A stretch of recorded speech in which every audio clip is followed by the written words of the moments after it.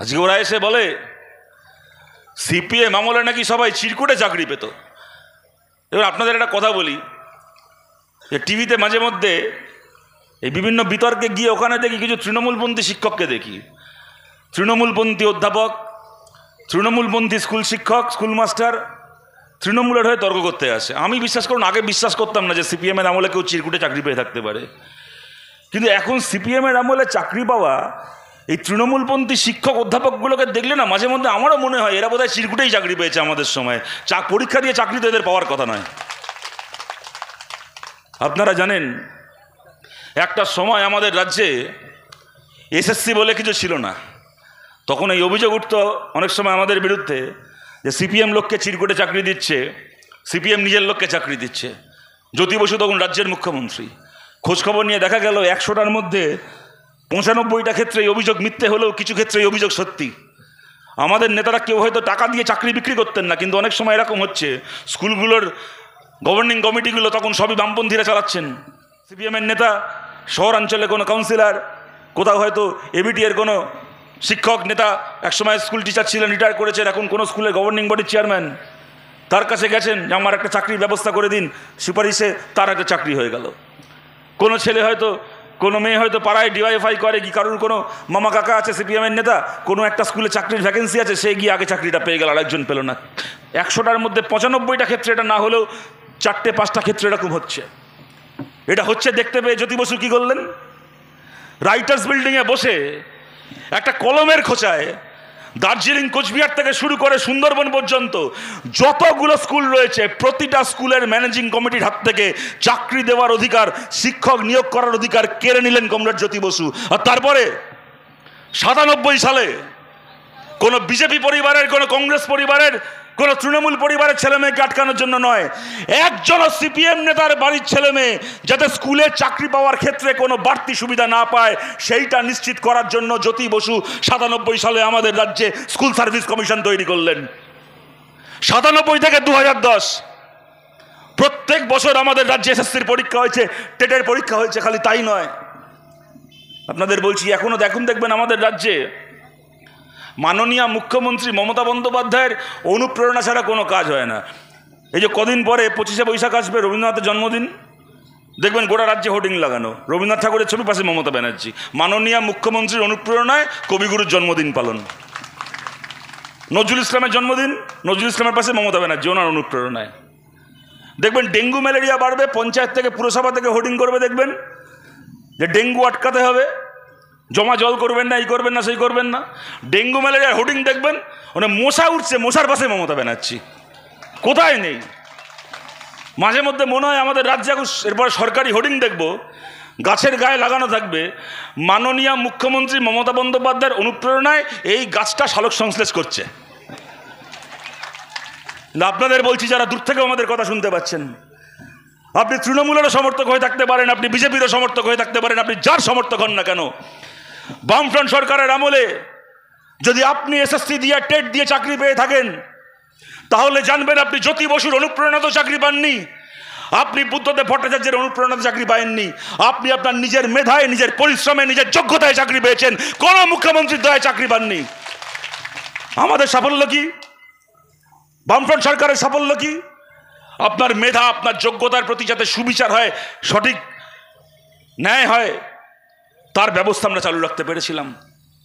আর আজকে আমাদের রাজ্যে জমকালো পরিবর্তন হয়েছে।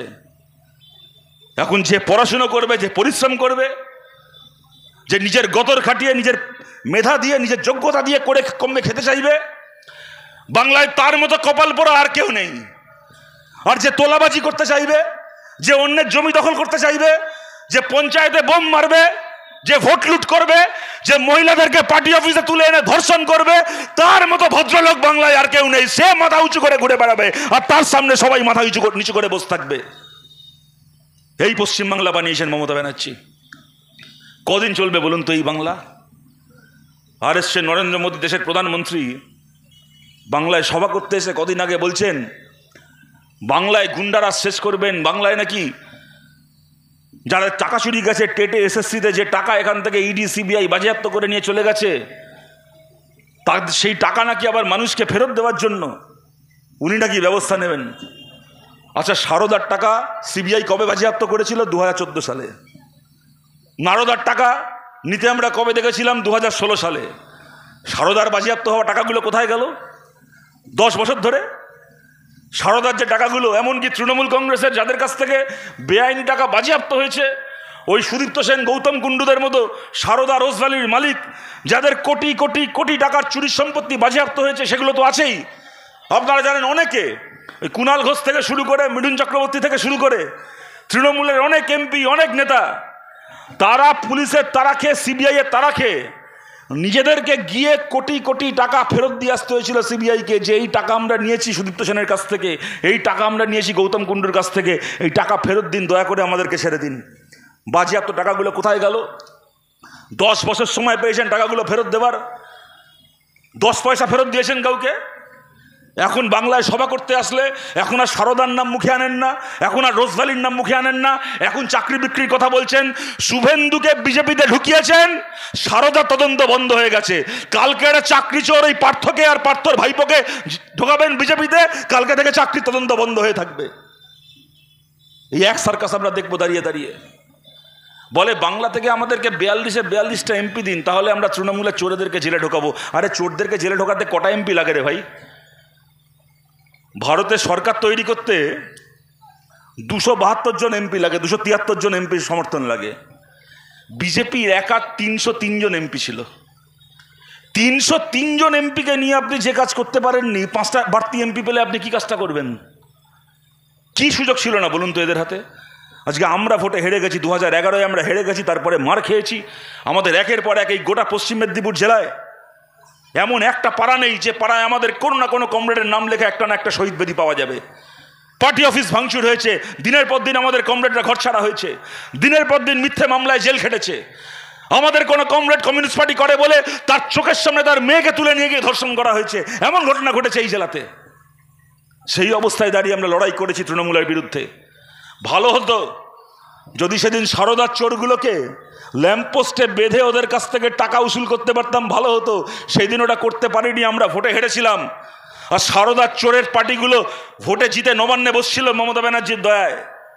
আমরা রাস্তায় মিটিং করেছি, মিছিল করেছি, আন্দোলন করেছি, করতে গিয়ে অনেক মার খেয়েছি, আদালতে লড়াই করেছি। বিকাশ ভট্টাচার্য মামলা লড়েছেন, লড়াই করে সিবিআই তদন্ত আমরা আদায় করে এনেছিলাম। তদন্ত শুরু হলো, কয়েকটা চোর ধরা পড়ছিল, পাড়ার চায়ের দোকানে বাজি ধরা হতো, এরপরে কোন চোর জেলে ঢুকবে। এমন সময় কি হলো, যাদের জেলে ঢোকার কথা ছিল তারা দলে ঢুকে গেল, সব তদন্ত বন্ধ হয়ে গেল। আপনাদের বলছি, আপনাদের মধ্যে যদি এমন কেউ থেকে থাকেন যিনি সেদিন সারদায় টাকা রেখেছিলেন, সেদিন রোজভ্যালিতে টাকা রেখেছিলেন, সেদিন অন্য কোনো চিটফান্ডে টাকা রেখেছিলেন, আপনি টাকা ফেরত পাননি, এখন আপনি টিভিতে মোদির বাতেলা শোনেন, সারদার টাকা যে ফেরত দেয়নি, রোজভ্যালির টাকা যে ফেরত দেয়নি, সে নাকি চাকরি বিক্রির টাকা ফেরত দেবে। এখন যখন বাতেলাগুলো আপনারা শোনেন, মনে করুন, মনে রাখবেন, আপনার টাকা আপনি একদিনে ফেরত পেয়ে যেতেন শুধুমাত্র যদি শুভেন্দু অধিকারীকে, মুকুল রায়কে বিজেপিতে না ঢোকানো হতো। যদি ওরা তৃণমূলে থাকতো, বিজেপি ওদেরকে আশ্রয় না দিত, তাহলে সারদার, নারদার, এই রোজভ্যালির প্রতিটা পয়সা ফেরত চলে আসতো। চোরগুলো বিজেপিতে ঢুকলো, যে টাকা আপনারা ফেরত পেতে পারতেন সেই টাকা ফেরত পাননি, কোনো দিন আর পাবেন না যতদিন বিজেপির সরকার থাকবে। আগামী 100 বছরেও পাবেন না যদি 100 বছর ওদের সরকার থাকে। কি দরকার ছিল বলুন তো এটার?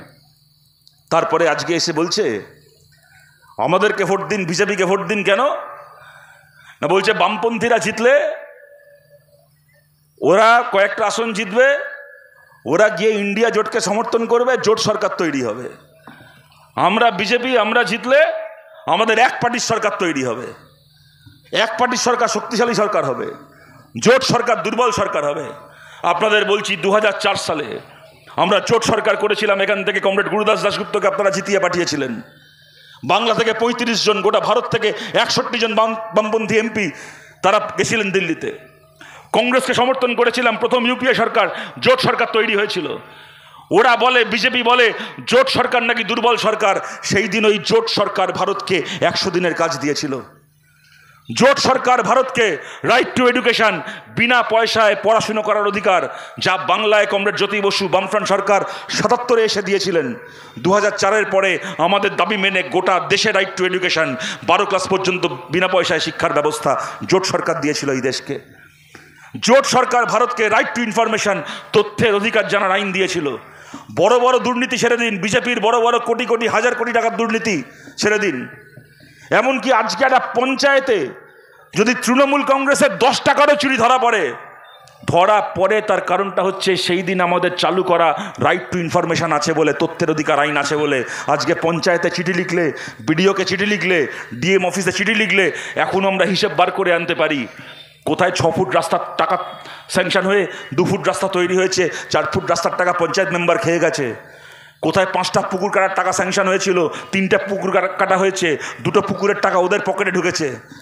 আজ অবধি যদি তৃণমূলের চুরির তথ্য বেরোয়, তার কারণটা হচ্ছে সেই দিন পার্লামেন্টে জোট সরকার রাইট টু ইনফরমেশন চালু করেছিল বলে।